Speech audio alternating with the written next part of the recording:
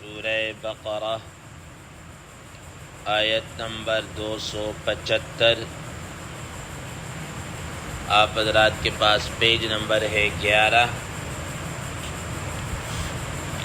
اعوذ باللہ من الشیطان الرجیم، بسم اللہ الرحمن الرحیم۔ الذين يأكلون الربا لا يقومون إلا كما يقوم الذي يتخبطه الشيطان من المس، ذلك بأنهم قالوا إنما البيع مثل الربا وأحل الله البيع وحرم الربا، فمن جاءه موعظة من ربه فانتهى فله ما سلف وأمره إلى الله ومن عاد فأولئك أصحاب النار هم فيها خالدون۔ صدق اللہ العظیم۔ اللہم صل علی محمد النبی الأمی وعلی آلہ وسلم تسلیما کثیرا کثیرا۔ محترم سامعین کرام،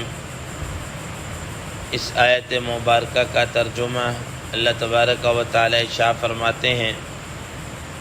الذین یأکلون الربا لا یقومون الا کما یقوم الذی یتخبطہ الشیطان من المس۔ وہ لوگ جو سود کھاتے ہیں وہ قیامت والے دن قبروں سے ایسے کھڑے ہوں گے جیسا کہ وہ شخص کھڑا ہوتا ہے جس کو جنات یا شیطان نے لپٹ کر چمٹ کر مخبوط بنا دیا ہو۔ ذَلِكَ بِأَنَّهُمْ قَالُوا إِنَّمَا الْبَيْعُ مِثْلُ الرِّبَا، اور یہ اس وجہ سے ہے کہ انہوں نے یہ بات کہی کہ بیع بھی تو سود کی طرح ہے، خرید و فروخت بھی سود کی طرح ہے۔ وَأَحَلَّ اللَّهُ الْبَيْعَ وَحَرَّمَ الرِّبَا، حالانکہ اللہ تعالیٰ نے بیع کو حلال فرمایا ہے اور سود کو حرام کر دیا ہے۔ فَمَنْ جَاءَهُ مَوْعِظَةٌ مِّن رَبِّهِ، تو وہ شخص کہ اس کے پاس اس کے رب کی طرف سے نصیحت پہنچی، فَانْتَهَا، تو وہ باز آ گیا، فَلَهُ مَا سَلَفَ، تو اس کے لیے جو کچھ ہو چکا وہ اسی کا ہے۔ وَأَمْرُهُ إِلَى اللَّهِ، اور اس کا معاملہ اللہ تعالیٰ کے حوالے ہے، اللہ تعالیٰ کے سپرد ہے۔ وَمَنْ عَادَ فَأُولَئِكَ أَصْحَابُ النَّارِ، اور وہ شخص جو دوبارہ لوٹے گا، عود کرے گا، تو ایسے لوگ دوزخ میں جائیں گے۔ ہم فیہا خالدون، وہ اس دوزخ کے اندر ہمیشہ ہمیشہ رہیں گے۔ محترم سامعین کرام، آپ حضرات کے سامنے کل اس آیت کے متعلق ابتدائی طور پر ذکر کیا کہ صدقات و خیرات کے بعد، انفاق فی سبیل اللہ کے بعد ربا کا بیان، چونکہ اس سے اللہ کی راہ میں خرچ کیا جاتا ہے، صدقہ و خیرات سے انسان کے دل میں جذبہ ہمدردی پیدا ہوتا ہے، ان مال کا جو بخل ہے وہ انسان کے دل سے جاتا رہتا ہے، اور اسی طریقے سے انسان یہ جو مال ہے یہ چند آدمیوں کے پاس اکٹھا ہو کر نہیں رہتا، بلکہ معاشرے کے اندر دیگر جو افراد ہیں ان کے پاس بھی اس کے فوائد اور ثمرات جاتے ہیں۔ اس کے برعکس جو آدمی سود لیتے ہیں وہ صرف اس کے اندر حرص، طمع، لالچ اور لوگوں کے متعلق کوئی جذبہ ہمدردی کوئی نہیں ہوتا، انتہائی ظالم اور سنگ دل اس کا رویہ ہوتا ہے، اور اسی طریقے سے اس کے بس صرف ایک ہی مطمع نظر ہوتا ہے کہ کسی نہ کسی طریقے سے زیادہ مال کو کیا کر لیا جائے، اکٹھا کر لیا جائے، اور بھی اس کی اخلاقی بھی اور اقتصادی بھی بہت ساری اس کے سود کے بہت سارے ایسے نقصانات ہیں۔ آج کی جو زیر 10 آیت مبارکہ ہے، اس کے شروع کے حصے میں اللہ تبارک و تعالی نے سود کھانے والوں کی مثال کو بیان کیا کہ ایسا لا یقومون الا کما یقوم الذی یتخبطہ الشیطان من المس، کہ ان کی صورتحال ایسی ہوگی کہ جب قیامت والے دن قبروں سے ان کو اٹھایا جائے گا تو ایسا ہوگا جیسے انسان مبہوت ہوتا ہے، مخبوط الحواس ہوتا ہے، جس طریقے سے انسان بہکی باتیں کر رہا ہوتا ہے، ایسے اس شخص کی کیفیت ہوگی۔ حضرات مفسرین کرام نے فرمایا کہ عموماً انسان اس کا مشاہدہ یوں کرتا رہتا ہے کہ جس آدمی کو کوئی جنات یا آسیب یا اس قسم کا سایہ ہو جائے تو وہ عجیب اور فضول قسم کی حرکتیں کرتا ہے،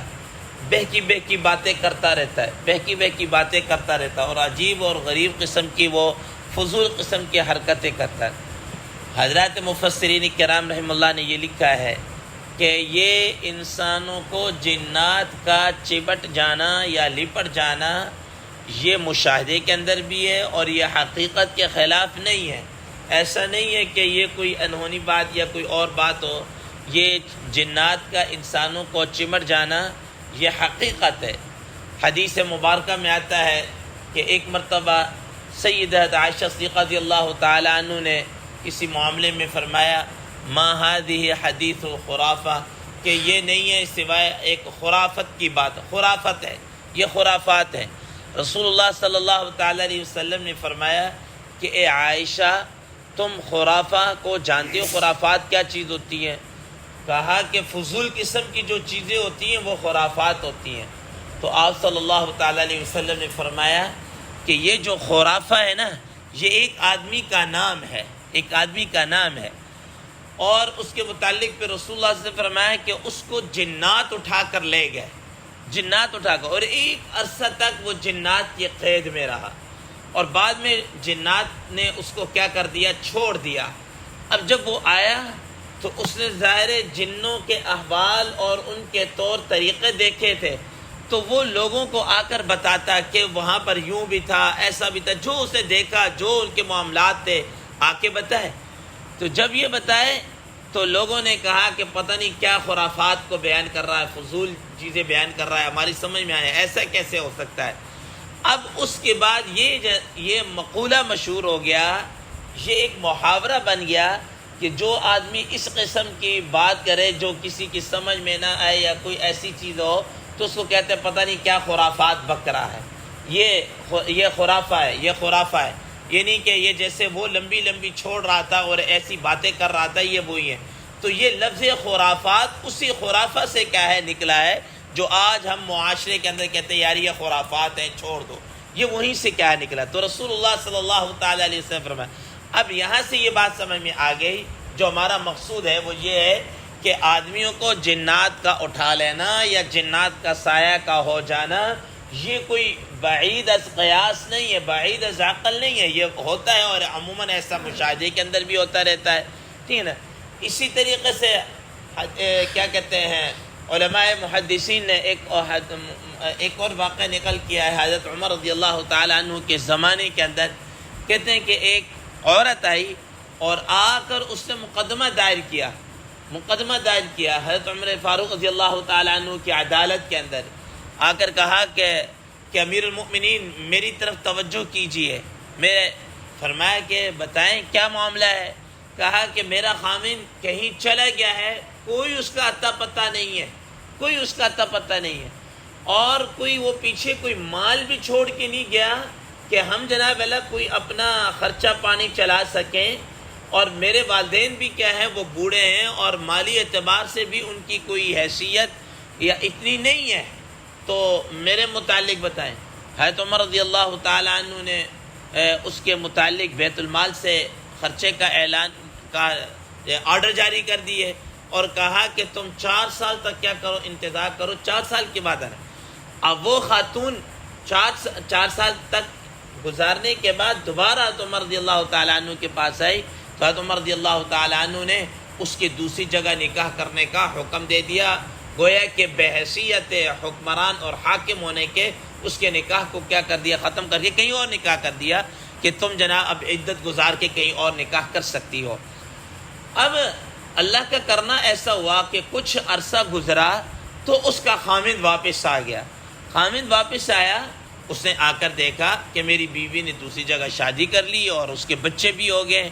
اب وہ حضرت عمر رضی اللہ تعالی عنہ کے پاس آیا اور آ کر کہا کہ اس طرح یہ میری بیوی تھی، اس نے تو کہیں اور نکاح کر لیا میری بیوی۔ حضرت عمر رضی اللہ تعالی عنہ تو پہلے اس کو کہا کہ تو عجیب آدمی ہے، تو چلا گیا ہے، نہ تو نے بتایا کہاں گیا ہے، نہ تو نے اپنے متعلق جا کر کوئی اطلاع دی ہے، نہ تو اپنے بچوں کا کوئی نان نفقہ کوئی خرچے کے متعلق کوئی تو چھوڑ کر گیا ہے، ٹھیک ہے، تو عجیب قسم کا آدمی ہے۔ اس نے پھر یہ بات کہی کہ امیر المؤمنین میں کیا کروں، مجھے جنات اٹھا کر لے کر گئے تھے، میں تو مجبور تھا، مجھے تو میں کیسے آپ کو بتاتا یا میں کیسے گھر میں اطلاع کرتا، مجھے تو جنات اٹھا کر لے گئے تھے۔ چنانچہ حضرات مفسرین محدثین کرام رحمہ اللہ فرماتے ہیں کہ یہ اصول ہے کہ اگر پہلا خامند اس طرح کہیں آگے ہو جائے، کہیں ڈسمس ہو جائے اور کہیں مثال کے مفقود ہو جائے، تو اس کی حاکم وقت مثال کے طور پر وہ اپنا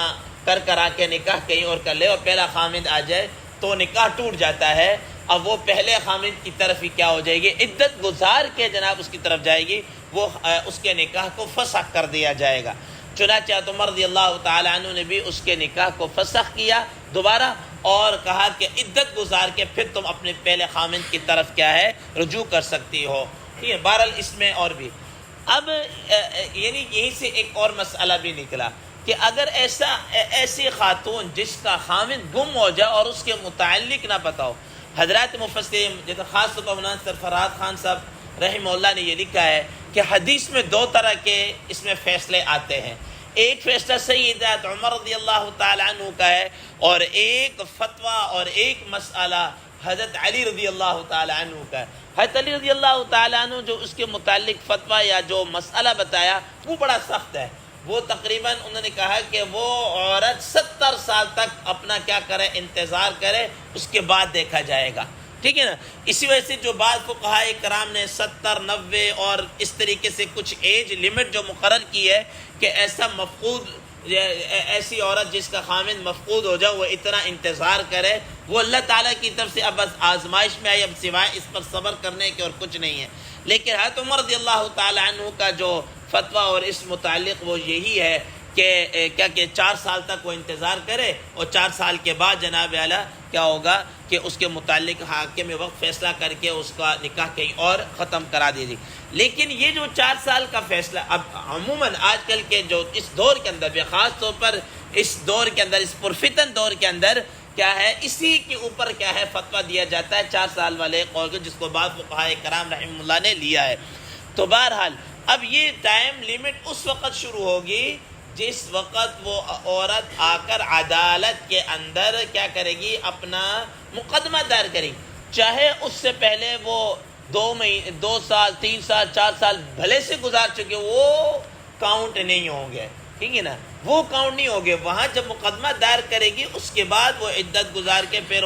وہ 4 سال گزار کے پھر وہ دے گا۔ بہرحال یہ ایک الگ سے مسئلہ جو بیچ میں ویسے ضمناً بات آ گئی، صرف یہ بتانے کے لیے کہ جنات کا انسانوں کے اوپر حملہ آور ہو جانا یا چمٹ جانا یہ کوئی بعید از قیاس نہیں ہے، یہ ہوتا ہوا آیا ہے، ٹھیک ہے نا۔ قرآن مجید میں سورہ جن کے اندر اللہ تبارک و تعالیٰ نے جنات کے احوال کو بیان کیا ہے، اور کیا کہتے ہیں